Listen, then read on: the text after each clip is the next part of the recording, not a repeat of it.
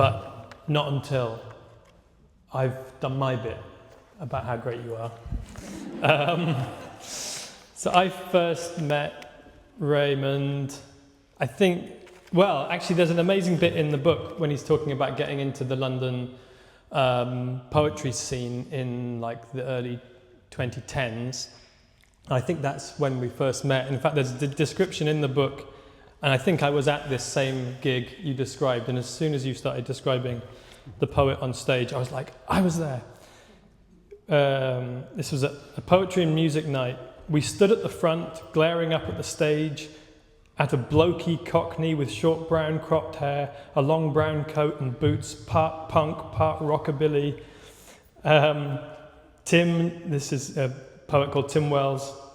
He looked like the kind of man that hid a baseball bat up his trench coat, which made the tenderness of some of his poems even more moving to me.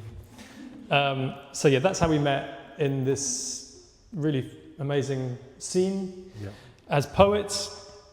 And we've kind of been crossing over ever since then. And it's been a real pleasure to see be alongside Ray quite a bit. So he, as we'll learn when we get into the book, he was born.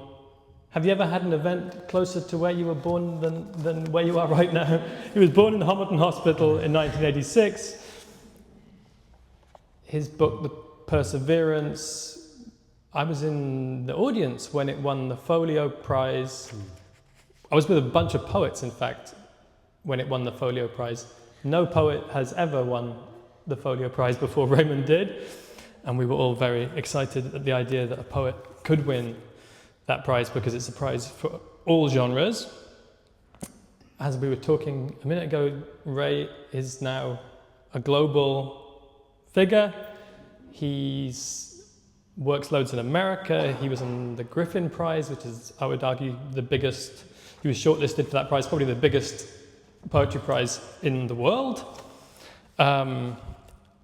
I want to talk to you about the Evelyn Glennie stuff, but he's worked with Evelyn Glennie, amazing percussionist, made an album with her. Anyway, Ray is so big time. He's amazing. He's just one of the best poets out there. He's a lovely man. So please welcome him. We're really happy to have him here in Hackney.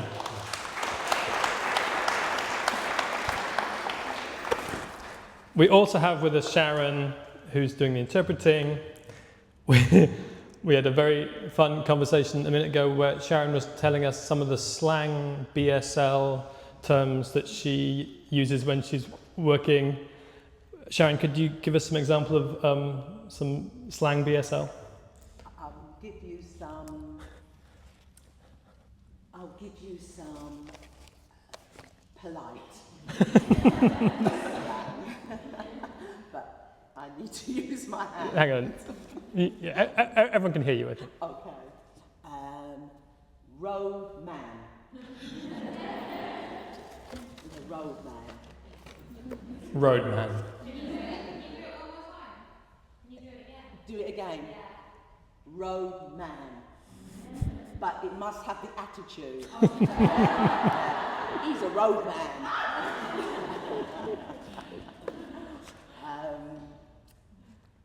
A lovely looking lady. That's my shorty. My shorty. Thank you very much. So yeah, welcome. Thanks everyone for coming. And now we're going to get into it. We're going to have some readings as we go through. Oh, I've already broken that. Ray's going to do a reading now. We're going to have a chat. He's going to do another reading, a bit more chat, and then there's going to be a Q&A. So that's how things are going to go. Ray, do you want to start with a reading from the book? Sure.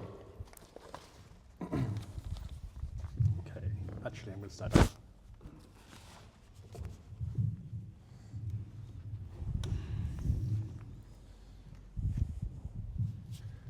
Hello, good evening, thank you for coming. How many people here know the sign for Hackney? Well, but it's not just, we're just talking about attitude. It's not just the attitude. Hackney, back in the day, used to be one of the main places in London where they had cows. So it's actually a cowbell. There you go. That's why we need more BSL linguists and people doing the etymology of the sign. It's incredible. Anyway.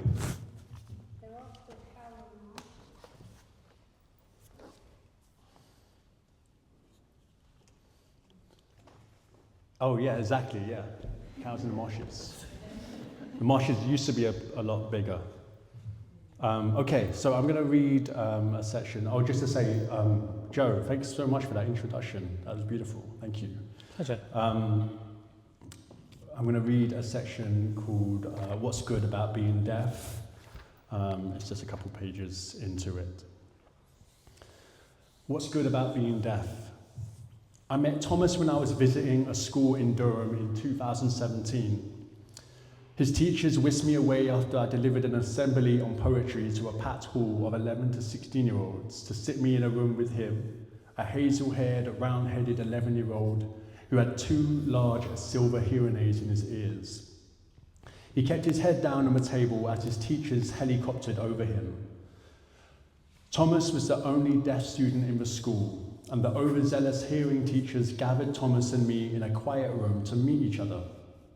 So, Thomas, said one of the teachers, kneeling beside him, this is a poet. He wears hearing aids like you. Another teacher butted in, yes, what do you have to say about being deaf, Thomas? None of the teachers knew sign.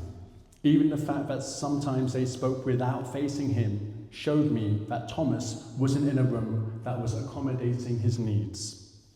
Thomas kept his head down and finally said, it's useless.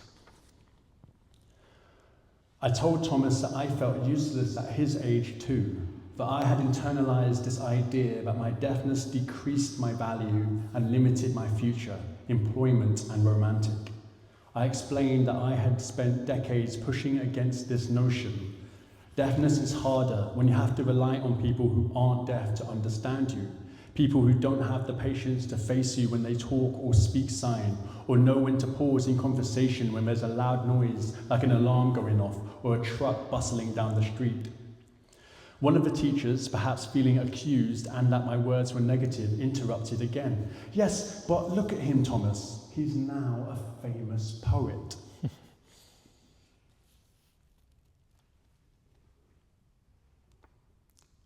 It's funny, like calling myself famous, like startled me so much that I lost my line.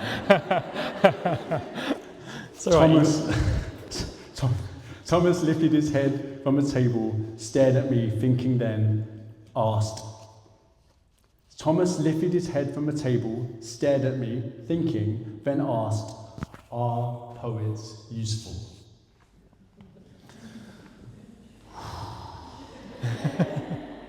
Well, I said, that's a good question, and intelligent people ask good questions. Thomas fidgeted with his thumbs. I think there is a power in finding ways to articulate your unique self in the world, a useful power. Poetry helped me, even if it was just a way to temporarily lift or lighten the narrative of the world, even if it didn't always transform my truths and traumas. At times it stopped me spiraling into the story of being the boy who stood low in rank along a long line of other boys who I thought were more clever, more beautiful, more rich, more worthy. I was a boy who wanted to blend in. Blending in looked easier, calmer. I was a boy who didn't want to look like the enemy of any system, even a system that hated me. And I know I succeeded despite the system. I thought of Thomas when I began doing readings of my first children's picture book, Can Bears Ski, a story based on my own experience growing up deaf with hearing parents who struggled to guide me through the hearing world. Part of the purpose of the story is to show deafness as an experience rather than a trauma. During those first readings, I got a range of questions from deaf young readers. Some engaged with the story, asking, why does the moon have a face? And can the bears sign?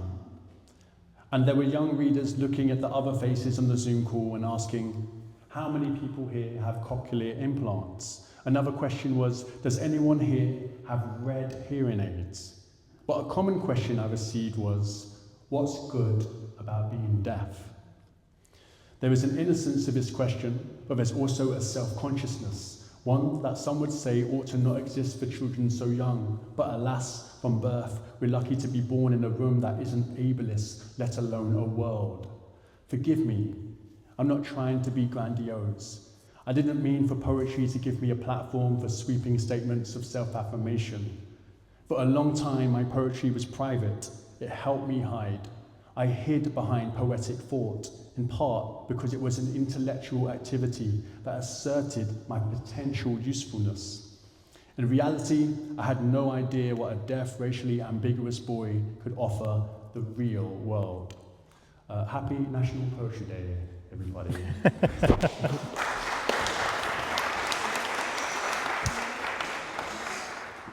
Thank you, Ray. That was great to hear that. So that gives you a fairly good sense of the subject of the book, and it beautifully explores the complexity of all those questions, that the children are asking.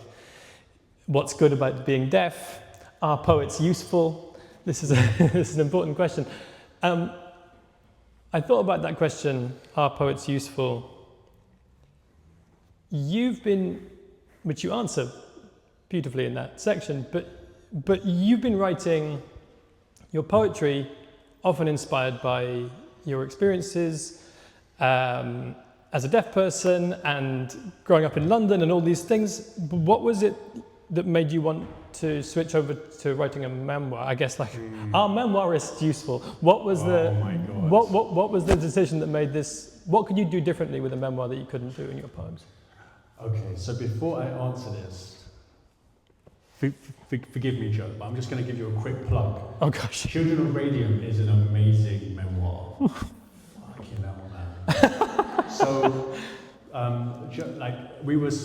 when this came out, I was asked to read this and host it for Joe's launch in Margate, and you were like the perfect person to speak to as a poet who's also written this memoir, which is also around family, around language, around secrecy and revelation, all of that stuff. Anyway, I just want to say memoir. I'll take it. I'll take it. Yeah. And so, but I say that to say I'm relieved actually that there are poets that you writing in this form, because I kind of think of the book that I wrote as it's almost, you might relate to this, you can tell me if you do, like a kind of reluctant memoir, because I didn't know I was writing a memoir until I finished the book and someone in publishing said, "Oh, a memoir." And I said, "You take that back." Because nowadays when we think of memoirs, we think of tell-all, Prince Harry, like the celebrity memoir, right? Yeah. And I don't know, there's something about that. But the way you, in that section you read, you kind of like nudged towards it, is it in a way even more exposing than a poem? Because a poem, in some sense, you've got more artifice, or you've got more like art.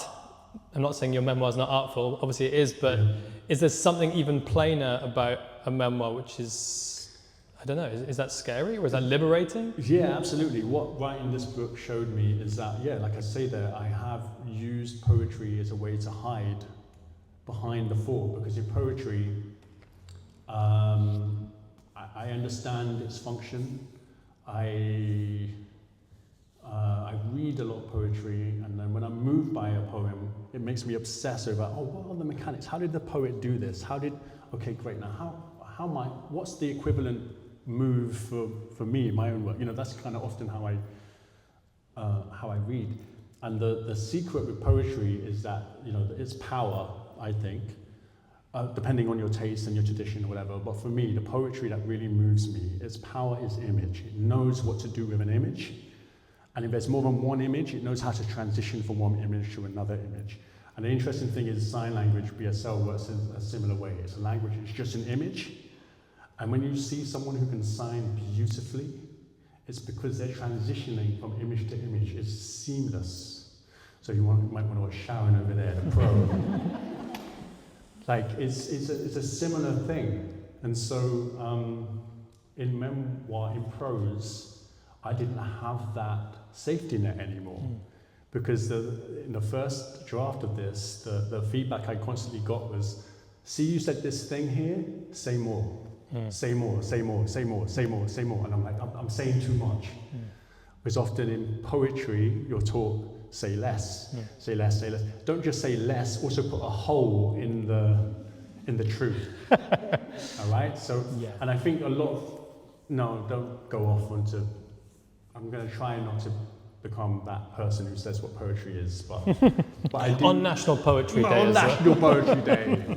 But I do think that is a thing that people often get wrong. The difficult thing about poetry is understanding what is mystery, what to do with mystery. It's not enough to just be like, just withhold information.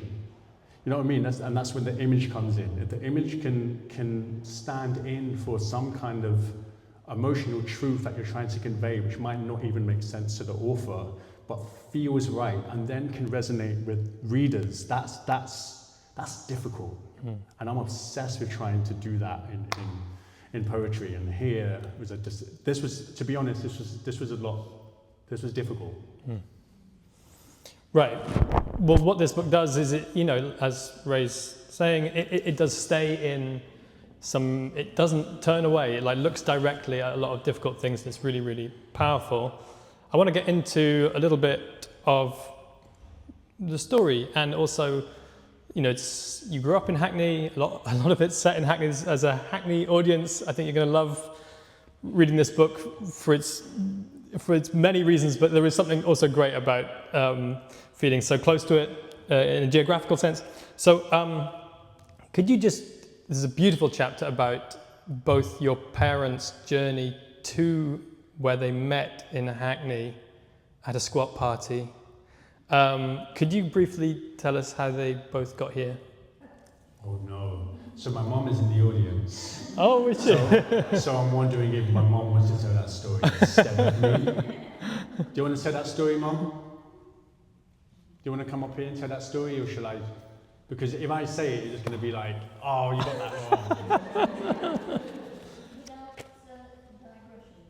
wrong. My mom said without digression.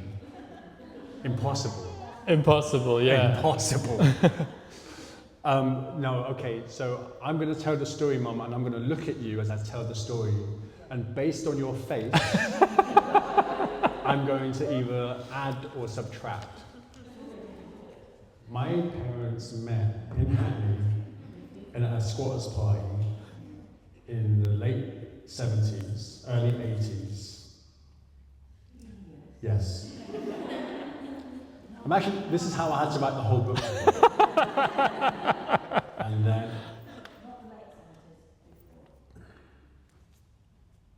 not the late 1970s, but the early 80s. Right, the early 80s.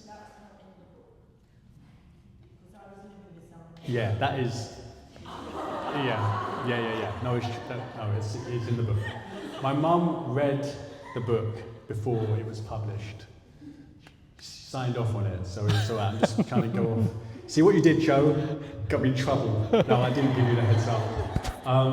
They met at a squatters party in the early 80s, and my dad was there playing the music. He was there as a kind of amateur DJ. That's kind of what he did at the time. He did lots of little odd jobs, including, mechanics, making and fixing bikes and cars and motorized vehicles. He also was a painter, decorator, so he's kind of odd jobs kind of guy. But he played a lot of Sam Cooke. He loved Sam Cooke, and because I remember my dad telling me the story of how they met as well, so I kind of went on that. So yeah, he was playing Sam Cooke when they first made a kind of connection with each other, made eye contact with each other, and the detail that my mom gave me that I loved the most was that she said she kind of looked him up and down and stopped at his trousers and laughed because he was the only person wearing suit trousers, And that was quite unusual for a guy who's, you know, early 80s, all guys are wearing like jeans and, you know, but like suit trousers was an unusual thing.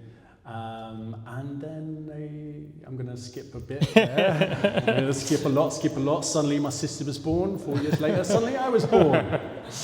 Okay, so we've got your mum in the audience to fact check. Anytime you want to fact check something, you just raise your hand and we'll know that Ray has gone off.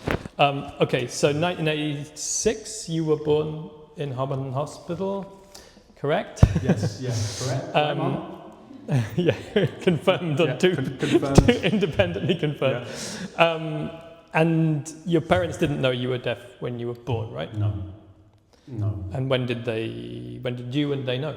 It was when my mom got this telephone, and I remember it. It was like this big cream, old school telephone. And I remember people always saying, "Oh wow, that's a really loud telephone," and they put it downstairs, and I would never hear it.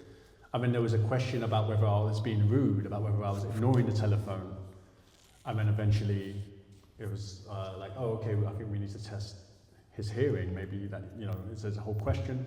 My aunt, my mom's sister, is a nurse, NHS nurse, and so my mom had a conversation with her about, we might have to test his hearing, and because as a healthcare professional, my aunt Felicity was able to be very non-alarmist about it, and was like, if it might be grommets, it might be, you know, all these things, but whatever it is, don't worry, we can get the support that he needs. Now I'm going to trigger everyone by talking about British politics at this time. This guy called Tony Blair comes to power and does this thing, which I consider myself a huge beneficiary of. So right now in the Labour Party, there's a whole thing about how the Labour Party doesn't have any message. Like, what is that message? Tony Blair, the political genius that he was, he understood how to deliver a message. So when you think of Tony Blair's early days, his message was what? Education. Come on, Hackney. Boom. Education. And you know what? He did it. He actually did it. He came into power, and his government pumped so much money into education, which meant kids like me was able to get in-class support, note taker, hearing aids, radio aids. I got hearing therapy. I got basically I got a tutor. All of this stuff was paid for on the NHS, and I just really want to stress this doesn't exist anymore. And I go into deaf schools all over the country, all over the world. I have yet to see someone receive the level of care from an educational service that I got. And it's given me this like weird survivor's guilt, because I genuinely think that without that support and that care, I went from teachers looking at me and pathologizing me as dyslexic, as someone who could barely write. You know, my writing was always like wonky. I couldn't write in a straight line. To like with focused care, within 4 years, and I speak about this in the book, like Renata, and my mom's campaigning with Penny Wilds, Hackney Teacher of the Deaf. You know, that's where my language, that's who I have to thank for my coherence. And so in becoming a poet and in kind of developing my identity through language, I'm so tethered to that reality. Like, I've been given this opportunity, I've been given these tools, I cannot waste them. I cannot. And so I was always passionate about poetry anyway. Again, both my parents, very passionate about poetry. My mom's even part of the William Blake Society. And my dad, being a DJ, loved the dub poets. So in his DJs, he would play Linton Kwesi Johnson and Miss Lou and Jean Beans of Breeze and Musa Baruka. So that was a big part of my education at home. So fused with again, the education I got from Teachers of the Deaf, from the big budget from Tony Blair's government. It's a complex thing, isn't it? Because it's like, on one hand, yes, amazing. But then look at 4 years later what Tony Blair went on to do. So it's just a kind of reminder, like politics is so deeply complex that so few of us know how to navigate it or understand it. We're in this weird binary time as well, where people are so absolute about something that I think is so deep and murky and complex. And I think your memoir does this as well, you know, like really looking at some of these some of the ways that language is failing us in this time. And just trying to be understood in a way that like you understand. Yeah, so it's you know, that sigh is the exhaustion and the impossibility of what it is to really like articulate you know, politics and our time and what we're living through and what we're given, what we owe. Yeah, so it's quite, I've gone quite abstract. No, it's good. I feel like, you know, the book, that's what the book is doing. It is trying to articulate complexity and kind of sit within that complexity and not resolve it. And a lot of it is about, obviously it's all through your experience, about being not one thing or another, like not on a binary, you know, you can tell me, but like, you know, deafness is as a spectrum as you describe it, and you're positioned on this spectrum where certain kinds of people think you're not deaf enough and certain kinds of people think you're you know, you must be one thing to be considered deaf at all, and that's happening in all parts of your life. You know, it's like this sense of being never quite fitting is like the theme of the book, this betweenness, in-betweenness.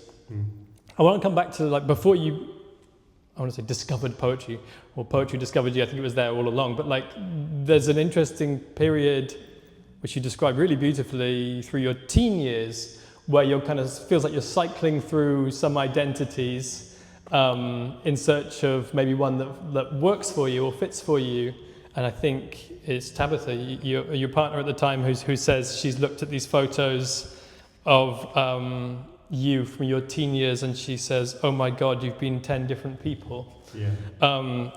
So there's all these different identities, like, well, you can tell me, like bodybuilding and hip hop, and there's like a gang moment and boxing, and like what was through those years? How did you feel, and what did you feel like you were looking for from all that, like changing? Yeah, I think I was looking for something that wasn't so ambiguous. One thing I didn't put in the book is I once braided my hair. I got like, the braid. And when I did that, I realized it looked like Sean Paul. So I became Sean DePaul. Why isn't that in the book? Too obscure. People have forgotten about Sean Paul, but they shouldn't. I haven't, no. You haven't, I haven't either. No. Anyway, I could never find a coherent, cohesive, I guess, thing to be. And I know this isn't new. I know that most of us feel misunderstood, and I don't know. My version of that was. Some of the physical stuff of it. So even my dad had this big afro, and then he had like dreadlocks, and then people would often just be like, "Oh, you're half Jamaican, you don't look Jamaican, blah blah blah." But then when they saw my dad, it was like the person who made sense.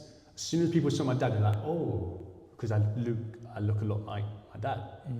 And so he became this like, I don't know, this kind of affirmation, physical affirmation of like, "Look, see, there's my dad." It's like, "Oh yeah, I see it. Oh my God, you are black." So when you died, then it was like, oh, now there's no proof. Now it's gone. Now I have to.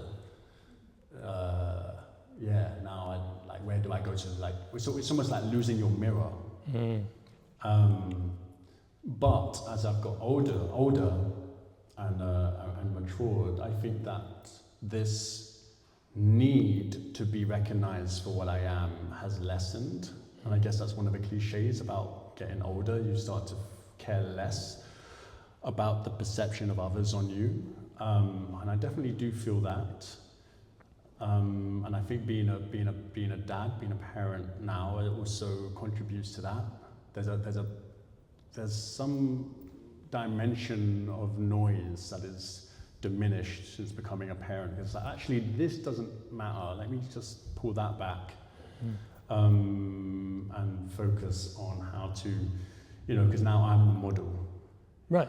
For him, for my son. Yeah, so, Yeah. So there's some kind of perspective gained through that, I think. Massively. Like that's the kind of the like unexpected like revelation of, I guess, caring for a person. Is it's like, oh, what a relief to be kind of putting that on someone else. Yeah, totally. So, I have got tons of questions. I can't even get through them all, Ray. It's annoying. It's all right. Let's hear a poem, if you don't mind. It is National Poetry Day. Yeah. Ray is hopefully going to read a poem from, which book is it in? Which? It's the Deaf School on the Deaf School, Mississippi from River poem, because then we can talk a little bit about. Okay. Yes. So that. So I was going to publish this poem when I was living in New Orleans. I found this secondhand bookshop and picked up an anthology called The Quiet Ear. And in that anthology, they had a Ted Hughes poem called Deaf School. And the poem was written in the early 80s, around the time that my mummy met my daddy. And Ted Hughes was given, this poet, everyone knows who Ted Hughes is, I don't need to give him this, one of the most lauded, esteemed poets in the English language of the 19th century. And I am a fan. I will defend some of Ted Hughes' work, not his behaviour. But his work, I will defend it as great poetry. Anyway, sorry, that was a digression. Ted Hughes decides to go to a deaf school and sit in the corner and watch a lesson happening in a classroom in which deaf children are learning. And Ted Hughes writes this poem describing what he sees, and he uses certain phrases such as unaware, simple pool, lacking a dimension, removed from the vibration of air, alert, simple, lacked a subtle waving aura of sound and responses to sound. On top of that, there's a lot of strange animal imagery and metaphors that occur throughout the poem. And so I read this poem, and for me, it's a double assault. It hurts more because I liked Ted Hughes' poetry. Also, his book, The Making of a Poem by Ted Hughes, I think to this day is one of the best things written about how poetry functions. I kind of wish more people would read that, because then we might have, what I said about symbol, about image, Ted Hughes really understood it. He writes about it beautifully. Anyway, The Makings of a Poem, brilliant. And so, anyway, Ted Hughes is writing, kind of using his poetic gift to attack, to dehumanize me. I could have been that kid. I could have been like, I was out at deaf school. Imagine the most revered poet of the English language came into my school, saw me signing and called me a monkey and published it. Like, what the Anyway, sorry. I wrote this poem in response using all of the phrases, or not all of them, some of the phrases, and directing it back to Ted Hughes. So in the poem, because I was in New Orleans, and I understood what Ted Hughes' main poetic devices are: extended metaphor, personification, animal imagery. Those are his strengths as a poet. So I was like, okay, I'm gonna take the Mississippi River, which I'm sitting next to, I'm gonna personify the river, and I'm gonna make it operate as a mirror. And it's gonna, Ted Hughes is gonna be looking at that mirror, and I'm just gonna aim everything back at him. So for example, Ted is alert and simple. Ted lacked a subtle waving aura of sound of responses to sound. Ted lived through his eyes, but I, the colossal currents from the bridge, I, riverboats ghosting a geography of fog. Mississippi means big river, named by French colonizers. The natives laughed at their arrogant maps, conquering wind and marking mist. The mouth of the river laughs. A man in a wetsuit emerges, pulls misty goggles over his head. Couldn't see a thing, he breathes heavily. My face was in darkness. No one heard him. The river drowned him out. So what I wanted to do with that poem is publish the deaf school poem. So you read that verse and you see all the phrases, and then it follows by my poem called After Reading Deaf School by the Mississippi River. But the Ted Hughes estate not only didn't give me permission to use the poem, but sent quite a threatening letter saying that they would sue me if I did it. So what I had to do was another thing, which is I ended up publishing the poem anyway. But I published a poem like this, so that the shape of the poem is still existent. Then, after I'd published the poem, I went to a school in Hertfordshire, a deaf school, Knightsfield, and I shared this story with a room of deaf young people. And when I told them the story and I showed them this, I had one boy say, "Oh, turn the page this way." I did that. And he said, "Yeah, when I'm getting my cochlear implants fitted, that's what the screen of my audiologist looks like. Sound channels." And I thought, oh, perfect. And then I won the Ted Hughes Award, and then I bought the hearing aids. So just dwell on that for a second. He won the Ted Hughes Award with the book that has that poem in it. Did you have conversations with the Ted Hughes estate? Are they like after that? Did it change things? Or? No, yeah. So I was like, how has this happened? And because I would go and find that threatening letter from the Ted Hughes estate, and so turns out the reason it's called the Ted Hughes Prize is because of Caroline Duffy. So Caroline Duffy, thank you so much. I owe so much to Caroline Duffy. She just kind of felt like, yeah, I'm going to name it this prize, but it wasn't connected to the estate. So if the estate had their way, no, this poem wouldn't exist. That's good. Did it feel good? Yeah, it did. And getting a big hug, first from Caroline Duffy and then from Linton Kwesi Johnson. Oh. I was like, I bet he hugs well. yes. So we are approaching switching over to Q&A time, but I maybe have time for one or two more questions, and then we're also going to hear a bit more from the memoir, and then we're going to have Q&A. So we're going to move fairly swiftly.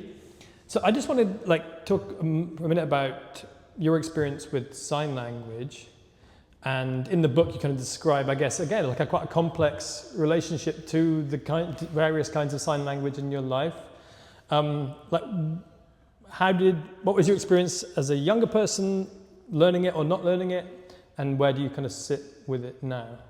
So I started learning it at 11 years old at Blanche Neville, secondary school, and I learned it. So Blanche Neville was this kind of school, like a unit, and part of a mainstream school. So quite a few of my lessons would be in there. But the thing that's really interesting to me again about the kind of imagery and the setup and the atmosphere of that for me was that this school is literally in the bushes. So you've got the big mainstream school, and then you have to go off the path into the bush, into the woods, to go to the deaf school. I always found that funny. So I learned the alphabet and to sign in this little shady room, hidden, and it felt hidden. and then I would emerge into the hearing school as if, you know, I have secrets. Right. I'm learning a secret language. Right. Don't tell anyone. And then I started using it, and then because of the time, I think I don't know if this would happen now. I think sign has a different kind of social currency now, but I was kind of picked on for it, and I realized, oh, okay, because you know, as a kid at that time, I was obsessed with looking at, okay, how do I not get bullied? And there were certain things you have to do to not get bullied, and you can't attract too much attention to yourself. The sign was doing that. But my main card was I was good at sports, and I played for both the deaf Olympic team and the deaf football team, as well as a hearing team. And I was the captain of the swim team for the hearing team. And then there were times when the deaf school would play the hearing school. And so one of my proudest memories and proudest moments is choosing to play for the deaf team and beating the hearing school. That was a good day. It was a real good day. Reminiscent of winning the Ted Hughes Prize, similar sort of like... It's the same thing. But yeah, I mean, so what you're talking about, like my kind of relationship with sign, I stopped signing after leaving school because I went out into the world and didn't really stay connected with the deaf world, and it's strange. I think a lot of that had to do with a kind of a misconnection and me not fully accepting that I was deaf. So much so that when I went back to my school 12 years later, and my same English teacher was there in the deaf school, Miss Willis at Blanche Neville, the first thing she said to me, before hello, before how are you, she said, Raymond, have you accepted your deaf identity yet? 12 years, she remembered me. I had not, wow. And I was like, yes. And she was like, wonderful, give me a hug. And like going back to the school was an important kind of closing moment of that for me. And I often get asked, like, oh, how does poetry lead into, you know, your style of poetry lead into your knowledge of sign language? And like kind of picking it up again, I was like, oh yeah, I see what it's given me. It's given me a feeling for story, for language, and it's put it in the body. It's such a physical, embodied thing. So really, it's made me much richer as a person of language. BSL is a 500-year-old language. It's as old as Shakespeare. If we understood it and gave it a cultural capital that it deserved, we would be celebrating it. But it is on the way. I spent 7 years campaigning with Labour MP Rosie Cooper and Daniel Gillins, who at the time was 11 years old when we began the campaign to get the BSL on the national curriculum. As of 2 years ago, we got it through. BSL charter, everything got signed, went through the Parliament. There's a whole weird thing with the Tories because as they knew they were about to lose the election and they tried to hold it back. One of the reasons it's not been fully implemented yet is because the Tories they wanted to use it as a kind of feel-good story, like look what we did. You know how like what Boris Johnson did with the bikes? The Tories are fucking amazing at messaging. This is what we can't get right on the left. Anyway, they just knew that this story would be a feel-good thing. Luckily, that didn't quite happen because it turned out not enough people know or care about sign language yet for it to really have the social impact they wanted it to make. But it's coming next year. People will be learning BSL as a GCSE subject. That's amazing. Sorry, that is so good. Digression. No, it's okay. But this book really, again, one of the great things about this book is it gives you a sense of like the depth of the culture around BSL and the other types of sign language, and it gives you a really like powerful experience of that, and it really lands that in an amazing way. There's a right towards the end of the book, there's an amazing conversation. I think you're teaching in a school, and you get asked lots of questions. In fact, the book has many amazing questions in it, often asked to you by children. And one of the questions is it emotional to write a book? Which is a really great question. And you've got your mum in the audience today, and memoirs are just a lot to deal with. I have two questions. Is it emotional to write a book? One, I feel like I kind of know the answer, but I'm interested to hear. But also, how do you navigate when you're writing a book like this? You're writing about people who are alive, you're writing about current time and current people. What are the ways you kind of, you said you gave your mum the book as like first refusal. Did you do that with everyone? Like, just how did you work the kind of practicalities of it? Yeah, I didn't do that with everyone. I did it to my mum and my sister. Everyone else, oh well. But yeah, I mean, you know this. I mean, it's beyond emotional to write a book. Writing this was so, not to like get grandiose. I'm trying to, as my therapist says, come down from grandiosity. Come down. How do I say this without grandiosity?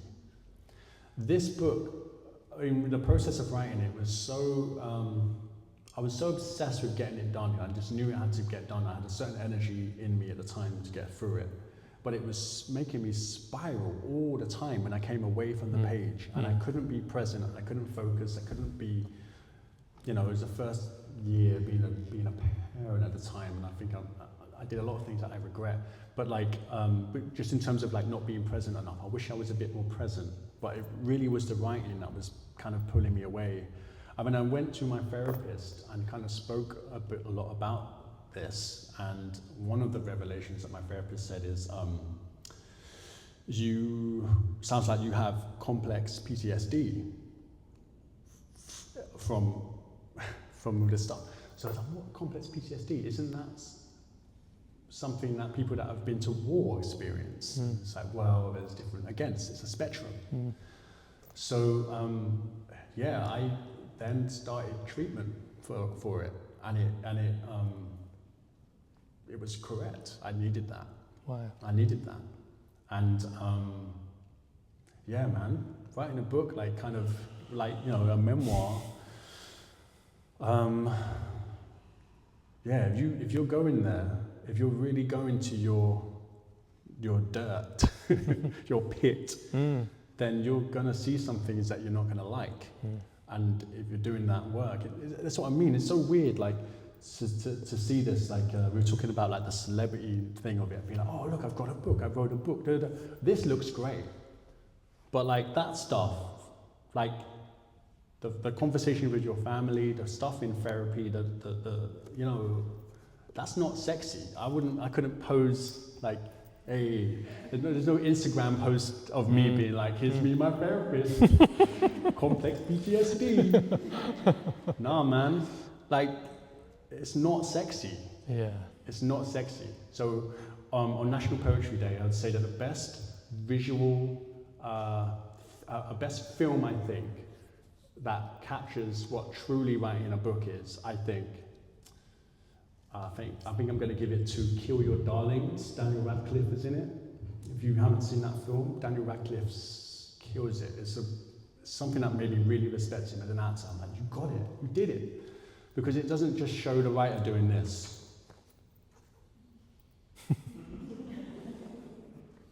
It goes in, it understands the inner fuckery that you do to yourself to really arrive at something. It's so confusing, you don't know if you're wasting your time, the world is on fire, who the fuck cares? And now I'm just hurting myself doing this. Myself.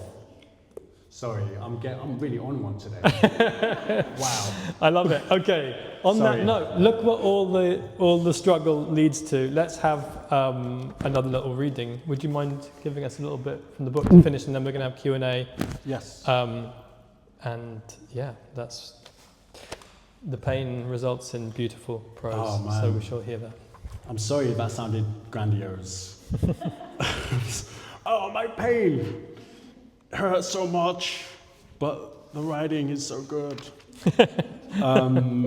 So I'm going to read this section, which was from the arc. I am the grandson of a preacher.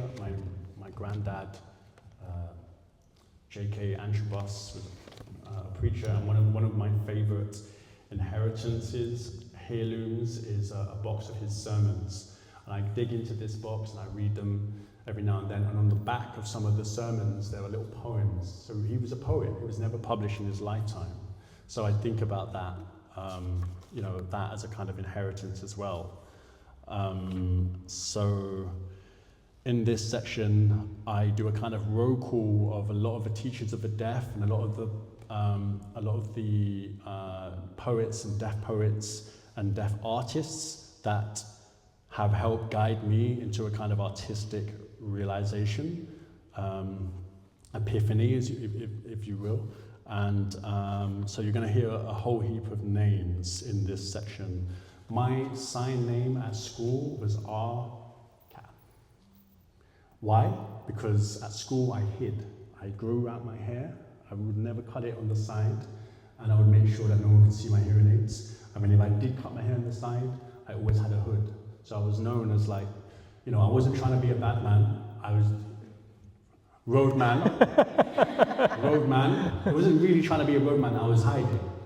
But when I got older, a friend of mine called Caroline Parker, an amazing deaf actress, she gave me a new sign name, and it was R. Sunshine. I did recently go on a date with a deaf woman who gave me a new sign name though. So I'll share you this sign name that she gave me, because every time we see each other we're eating. So this is R, right? So that's pretty good. So before I read this, I want to invite all of you to think about if there was an ark that you were going to board, in which you were going to bring everyone onto that ark who helps you be the person you are, who gave you the language you have, and you were traveling into the future with them, into this world that you're trying to make. Who are those people on the ark? And don't just think about the people that don't have complication. Think about the complication with those people. Do they get a space in your ark?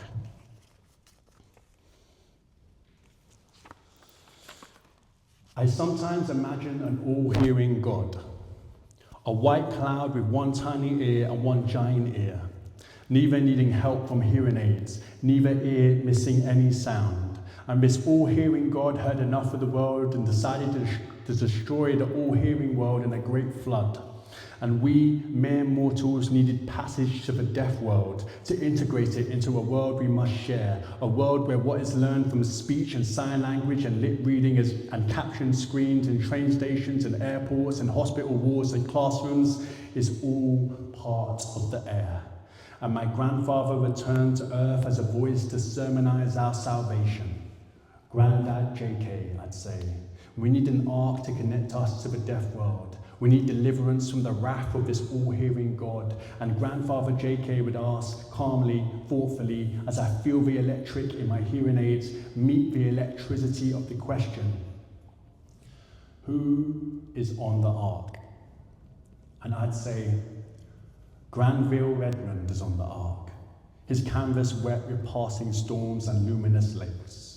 Dorothy Miles is on the ark, singing, signing, speaking, writing, all her gestures on deck.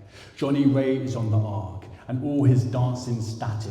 David Wright, with or without deaf shame, is on the ark, and so is Goya, and all the animals in his black paintings, owls, elephants, bats, dogs, bulls, and large cats, and all the clean and unclean beasts are on the ark.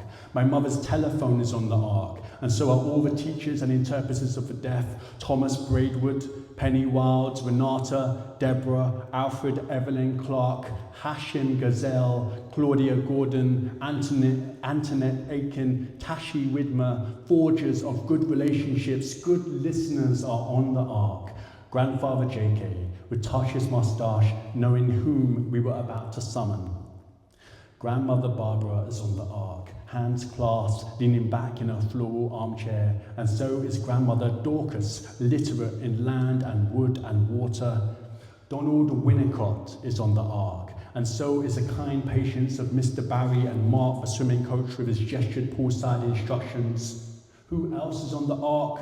Thomas Gray's poems and my father's handmade sound system. Every smooth and distorted syllable from Blake to Braithwaite. Every school of Miss Lou. Every dub of Linton Kwesi Johnson and Jean Binta Breeze, John Agard and Adrian Mitchell, Gil Scott Heron, Muta Baruka, Michael Rosen. Every talking drum blares like Beethoven on the ark. Zephaniah's megaphone people power is on the ark. Malika's kitchen and all her silver and yellow carnival colours are on the ark. Poetry library librarians are on the ark, whispering, break a line over all the scribbling poet's shoulders. Meg Day is on the ark, and so is their phrase, deaf kin, Paddy Ladd's phrase, deaf hood, John Lee Clark's phrase, hearing canon, Aaron Williamson's phrase, deaf game. Harriet McBride Johnson is in her wheelchair and is on the ark, speaking and speaking and speaking, and John Kitto and Pierre Disloge and Jack Clemo's earthy hands are on the ark, and look, my old sign name, RCAP, is on the ark, and so is my new sign name, the BSL letter R that raises over the head to open out in all fingers out in the BSL word for light, shower, sun rays. All of it is on the ark, smelling like sweat, salt, rivers, oceans, blood, and blood.